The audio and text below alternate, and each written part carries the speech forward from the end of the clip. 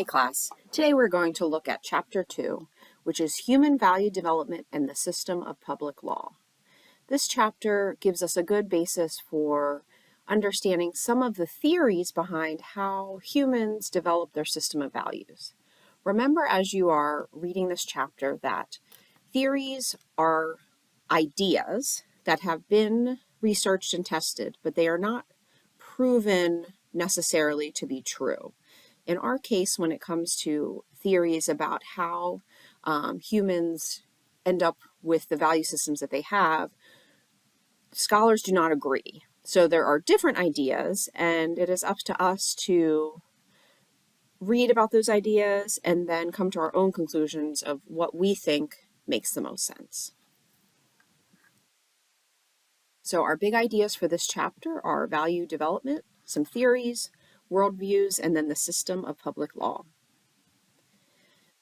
So value development really is the question, why do humans behave the way they do? So why do we think that, for example, murder and stealing are bad and charity is good?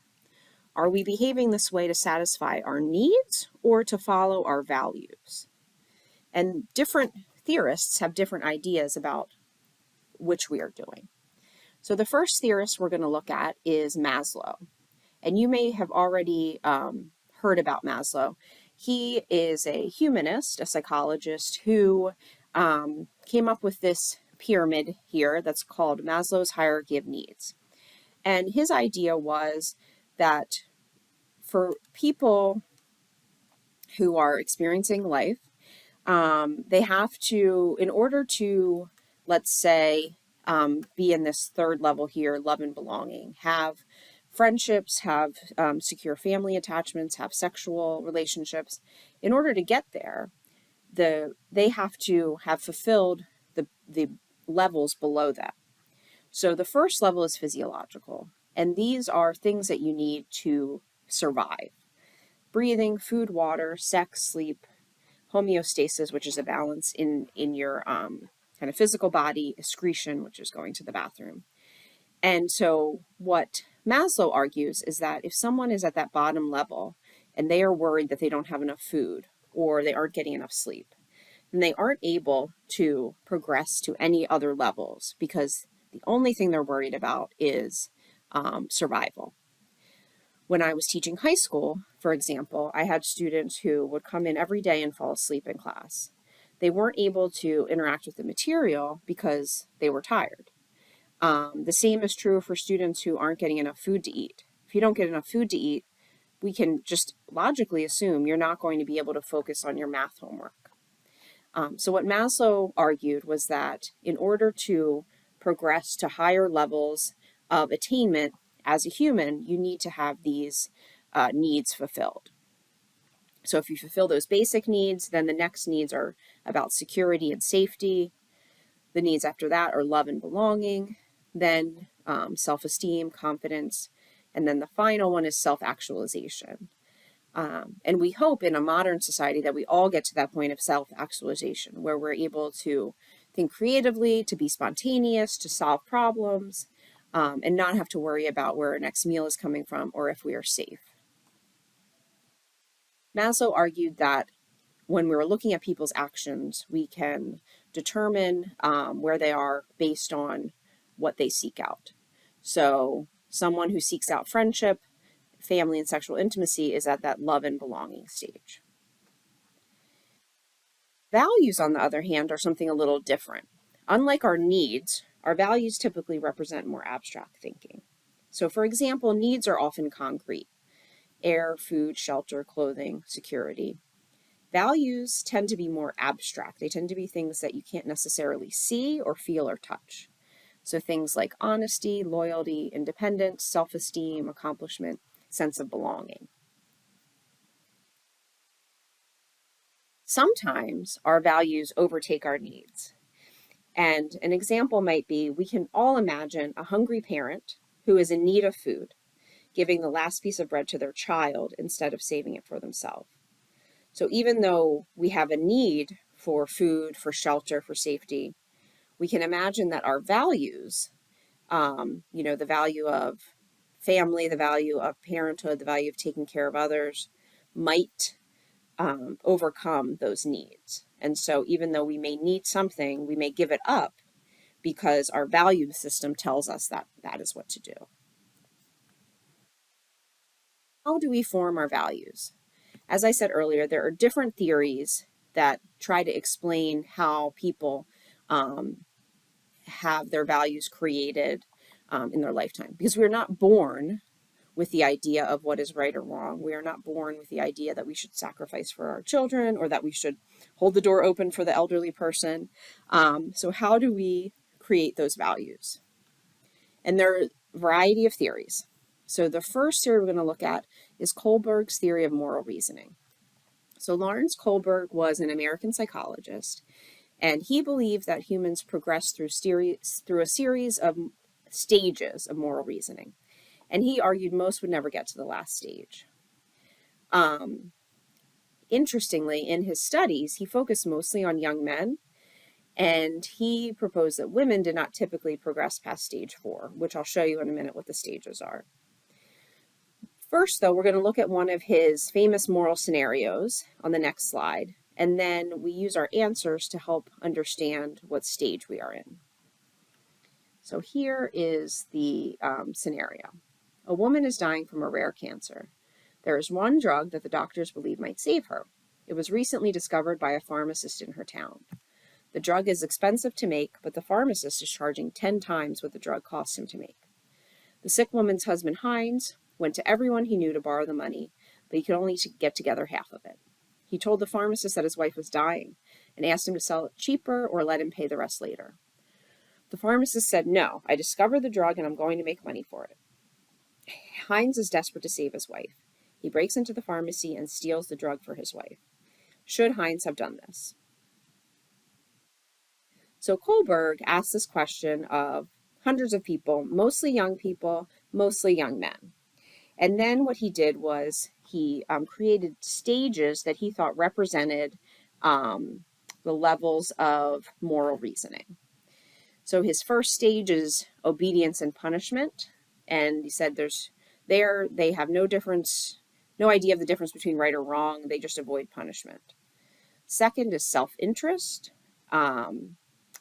Third is conformity and interpersonal accord, which is like a good girl, good boy level. 4 is authority and social order. So orientation towards fixed rules. So in that case, your answer would be no, Heinz should not have done this because it's wrong. The 5th level is social contract, which is mutual benefit, and where morally it's right and legally it's right are not always the same thing. So in that case, someone might argue, yes, Heinz could have done this because it is, even though legally it wasn't okay, morally it was okay to save his wife. And then the final stage for Kohlberg is universal principles, which is morality is based on principles that transcend mutual benefit. So in that case, one might argue that in order to save his wife, it's okay to basically steal from the pharmacist because, the pharmacist is doing the wrong thing there. So criticism of Kohlberg was that he found most of the young males found a way to rationalize stealing the drugs. Most young women, on the other hand, wanted Heinz to return to the pharmacist and plead his case once more. Kohlberg argued this meant women were less likely to progress to the final stage of value development, which is called the post-conventional stage. This finding was challenged by many researchers, including Carol Gilligan. And the post-conventional stage here is this green part. He labeled it, I don't know why it's not labeled on this table, but it's pre-conventional, conventional, post-conventional. So Carol Gilligan was also an American psychologist, and she actually studied under Kohlberg, and she thought that his findings were sexist. She said instead that maybe women and men develop different sense of ethics, and that women prioritize an ethics of care, while men prioritize an ethics of justice. So here she has her own stages of ethics of care. Level 1, orientation to individual survival, then a transition from selfishness to responsibility, The level 2 is goodness as self-sacrifice, and then a second transition from goodness to truth. And then the third, the morality of nonviolence, heightened understanding of choice between one's own needs and care for others, do not harm others or self. So both of these theorists, Gilligan and Kohlberg, argue that people progress through stages of morality as they age, as they mature. Another theorist, Morris Macy, had a different theory. His theory is generational theory, and he is an American sociologist. He argued that a person's worldview is influenced by the time period in which they live, and he believed our values were mostly settled by the time we're 10 years old, that our values come from our families, our friends, our community, and any significant events that happen in those first 10 or so years of life. So, for example, if you lived during the Great Depression or during a war or during a time of unrest, that would influence your value system. So the generations as they are now typically described are the traditionalists, the baby boomers, Generation X, millennials, and Generation Z. And Massey argued that the traditionalists valued conformity, stability, and security. So he's saying everyone in this generation, everyone born during this time period, these are typically their most important values. And we could argue that that is a really broad statement to make, to say that everyone who's the same age has the same values. But this is what his argument is. So he says baby boomers have personal expression, idealism, health, and wellness. Generation X has free agency, independence, and cynicism. The millennials have collaboration, social activism, tolerance for diversity. And Generation Z are masters at multitasking, techno-savvy, and they thrive on instant gratification. So again, this is his theory. It's not necessarily proven or disproven. It's just his idea of how values develop. Another thing to think about as we're thinking about values are our worldviews, or how do we see the world? And there's 3 categories, and these are not absolute categories, but one category when we're thinking about morality is nihilism. And this is the belief that there are no moral truths, no moral rules, and you have no responsibility to others. As it says in the book, if healthcare workers feel this way, it can be really dangerous, because you can imagine you don't want a nurse, doctor, or other healthcare worker who doesn't believe that there are any moral rules or responsibilities to others. Relativism is the belief that morality is based on the society one lives in, and rules about right and wrong have to be considered in the context of the society. So in this example, we can make it make sense by saying, in some cultures, they agree that people can be married to more than one person, and that's okay. And then in other cultures, they agree that only one person can marry one other person. And so if someone were to marry multiple people, whether that's right or wrong would depend on the culture that you live in. The trick with relativism is that it can sometimes be used to justify things that we think of as wrong. So if we're looking back in the US in the 1800s, for example, slavery was legal, but many people still felt it was wrong. If we're taking the relativist view, though, in the culture of the United States South in the 1800s, they would have said slavery was just fine. So it is a complicated issue for sure. Absolutism is the other side. Absolutism is the belief that there are certain things that are always wrong and that the circumstances never matter.